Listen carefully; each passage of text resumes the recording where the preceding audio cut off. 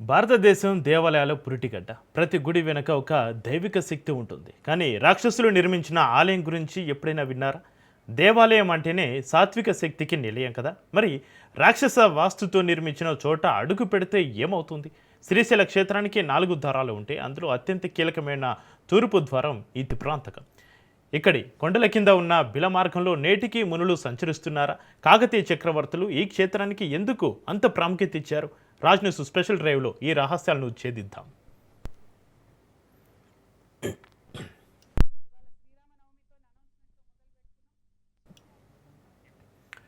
శ్రీశైలానికి తూర్పు ద్వారంగా విరాజిల్లుతున్న అతి ప్రాంతకం క్షేత్రం శైవ శాక్తేయ ఆలయాల్లో అతి పురాతనమైనది. పురాణాల ప్రకారం త్రిపురాసుర సంహారం జరిగి రాక్షస ఆగమన ప్రకారం శ్రీ చక్రపీఠంపై నిర్మితమైన ఏకైక శివాలయం త్రిప్రాంతక క్షేత్రం.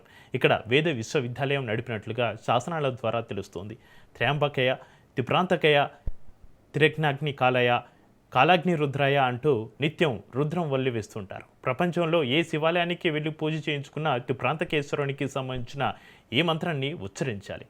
మహిమాన్వితుడు త్రిప్రాంతకేశ్వరుడు త్రిప్రాంతకం గ్రామానికి 2 కిలోమీటర్ల దూరంలోని కుమారగిరిపై త్రిప్రాంతకేశ్వర స్వామి స్వయంభూగా వెలిశాడు. ప్రపంచంలో ఏ ఆలయంలోకి ప్రవేశించాలన్నా తూర్పు, ఉత్తర ద్వారాల ద్వారా దర్శనానికి వెళ్తారు. ఇది రాక్షస ఆగమన ప్రకారం నిర్మించడంలో దక్షిణ ద్వారం నైరుతి నుంచి ఆలయంలోకి ప్రవేశం ఉంటుంది. శ్రీచక్ర ఆకారంలో శక్తిపీఠాల ఆలయాన్ని నిర్మిస్తుండడం ఆనవాయితీ కాక త్రిప్రాంతకేశ్వరుని ఆలయం శ్రీ చక్రపీఠంపై నిర్మితం కావడం చేత ఆలయానికి ప్రత్యేక విశిష్టత సంతరించుకుంది.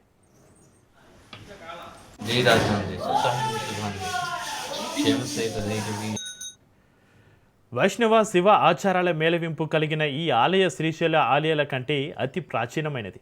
స్వామి ద్వారం వద్ద ఉన్న ద్వాపర పాలకులైన భద్రుడు, వీరభద్రుడు శిల్ప నైపుణ్యతకు పెట్టింది పేరు. స్వామికి ఉత్తరవైపుగా సిద్ధేశ్వర తల్లి ఢమరకం చేత పూని భక్తులకు దర్శనమిస్తుంది. ఇక్కడ నుంచి శ్రీశైలానికి వెళ్లేందుకు బిలమార్గం ఉంది. పూర్వం మునులు ఈ ధరని వినియోగించినట్లుగా భేదాల్లో ఉంది. ఎటు చూసినా శిల్ప సంపదే. 7వ శతాబ్దంలోని కాకతీయుల కాలంలో నిర్మాణం జరిగిన అతి ప్రాచీన ఆలయం త్రిప్రాంతక క్షేత్రం. ఆలయ పరిసరాల్లో శిల్ప సంపద శోభ్యమానంగా దర్శనమిస్తోంది. ఆలయానికి వేసిన రంగులను ఇటీవల తొలగిస్తుండడంతో సహజత్వం కలిగిన శిల్ప సంపదతో పాటుగా గోడలపై శాసనాలు కనిపిస్తున్నాయి. పాపనాశనం, అఘరేశ్వర, మూల స్థానేశ్వర, సోమేశ్వర, ఖడ్గేశ్వర, కన్యసిద్ధేశ్వర, కేదారేశ్వర, మల్లికార్జున, కపిలేశ్వర, ఘోరేశ్వర, ఉత్తరేశ్వర, ఏకాదశ రుద్ర స్థానాల మధ్య త్రిప్రాంతకేశ్వరుడు స్వయంభూగా వెలిశాడు.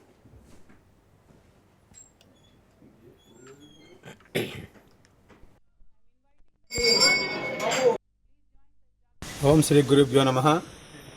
శ్రీ పార్వతి త్రిపురాంబ సమేత త్రిపురాంతకేశ్వర స్వామి దేవస్థానం త్రిపురాంతకం, మార్కాపురం జిల్లా, త్రిపురాంతకం మండలం, త్రిపురాంతక గ్రామానికి సుమారు 2 కిలోమీటర్ల దూరంలో కుమారగిరి అనేటువంటి యొక్క స్కందగిరి పైన పార్వతి త్రిపురాంబాసం త్రిపురాంతకేశ్వర స్వామి స్వయంభువై ఈ క్షేత్రం వెలిసి ఉన్నాడు. ప్రపంచంలో రాక్షసులు నిర్మించిన ఏకైక శివాలయం త్రిపురాంతకం. ఈ దేవాలయము ఒక ప్రత్యేకతగా ఉంటుంది. సహజంగా దేవాలయాలన్నీ కూడా దేవతలు, రాజులు, మునీశ్వరులు మనకు నిర్మించినట్టు శాసనాధారము. కానీ ఈ క్షేత్రం మాత్రము అసురుడు కట్టిన క్షేత్రం అని చెప్తూ ఉంటారు. అటువంటి దివ్యక్షేత్రమే త్రిపురాంతక మహాక్షేత్రం. ఓం శ్రీ గురుభ్యో నమః.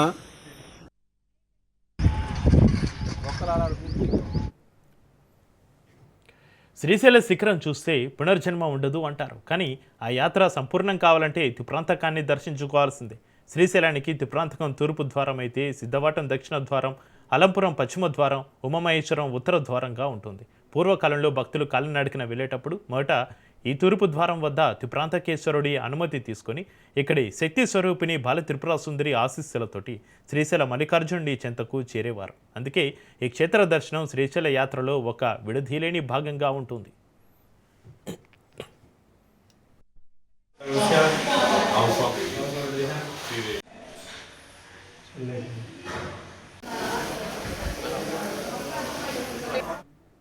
త్రిపురాంతక ఆలయ పరిసరాల్లో ముఖ్యంగా కొండ కింద అనేక గుహలు, రహస్య మార్గాలు ఉన్నాయి. ఈ బిల మార్గం నేరుగా శ్రీశైల పాతాళ గంగకు దారితీస్తుందని స్థానికులు చెబుతుంటారు.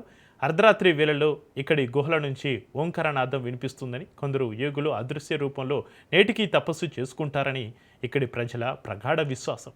కాకతీయుల కాలంలో ఈ రహస్య మార్గాలను సైనిక అవసరాలకు కూడా వాడేవారని చరిత్ర చెబుతుంది.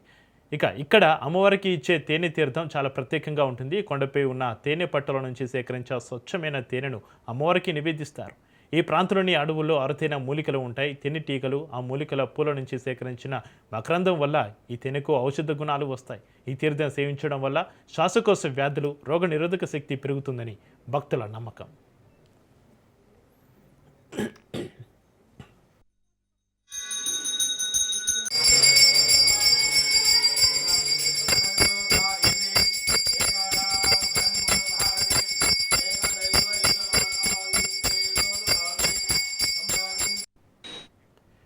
చరిత్ర పుటలను తిరిగేస్తే త్రిప్రాంతక క్షేత్రం కాకతీయుల కాలంలో వెలుగులేనిది. గణపతి దేవుడు, రుద్రమాదేవి, ప్రతాపరుద్రుడు వంటి గొప్ప పాలకులు ఈ క్షేత్రాన్ని దర్శించి విశేష సేవలు చేశారు. క్రీస్తు శకం 1373 నాటి గణపతి దేవుని శాసనం ప్రకారం ఉప్పుపై వచ్చే సుంకాన్ని ఆయన ఆ ఆలయానికి ధారపోశారు. అంతేకాకుండా వ్యవసాయం కోసం 300 ఎద్దులను దానమిచ్చినట్లుగా ఆధారాలు ఉన్నాయి. వీరనారి రుద్రమాదేవి త్రిప్రాంతకేశ్వరుని పట్ల అపారమైన శక్తిని ప్రదర్శించిందట. స్వామివారి సన్నిధిలో అఖండ దీపం నిరంతరం వెలుగుతూ ఉండడం కోసం ఆమె 50 పశువులను దానమిచ్చారని, ఆమె కాలంలో ఇక్కడ పండిత సభలు, శస్త్రచర్చలు ఎంతో వైభవంగా జరిగేవని, పండితులకు బహుమతులు అందిస్తూ ఈ క్షేత్రాన్ని విద్యా కేంద్రంగా కూడా తీర్చిదిద్దారని ఆలయంలోని శాసనాలు తెలియజేస్తున్నాయి.